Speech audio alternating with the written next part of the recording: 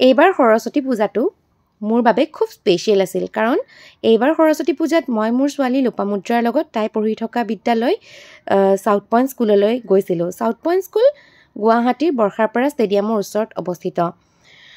তাই স্কুলত এইবাৰ সৰস্বতী পূজা উপলক্ষে এখন আৰ্ট এক্সিবিশ্যন পাতিছিলে আৰু এই আৰ্ট এক্সিবিশ্যনখন সাউথ পইণ্ট স্কুলৰ আৰ্ট এণ্ড ক্ৰাফ্ট ডিপাৰ্টমেণ্টে অৰ্গেনাইজ কৰিছিলে। ছাত্ৰ ছাত্ৰীসকলে কৰা আৰ্টসমূহ সংগ্ৰহ কৰি বিদ্যালয় কৰ্তৃপক্ষই খুব সুন্দৰকৈ এই এক্সিবিশ্যনখন পাতিছিলে। খুব সুন্দৰ আছিলে তেওঁলোকৰ ক্ৰিয়েটিভ মাইণ্ডবোৰ আৰু প্ৰতিখন ছবিৰ যেন নিজা এটা বৈশিষ্ট্য আছে। প্ৰতিখন ছবিয়ে নিজৰ এটা কাহিনী বহন কৰিছে।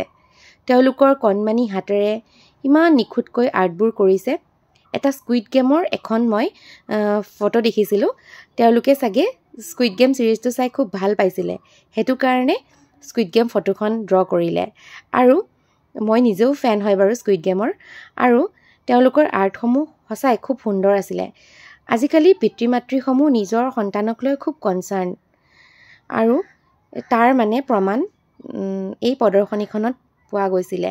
আৰু বিদ্যালয় কৰ্তৃপক্ষও এই ক্ষেত্ৰত যথেষ্ট মানে আগ্ৰহী বুলি মই গম পালোঁ আৰু মোৰ বিৰাট ভাল লাগিলে আজি আৰ্ট প্ৰদৰ্শনীটো।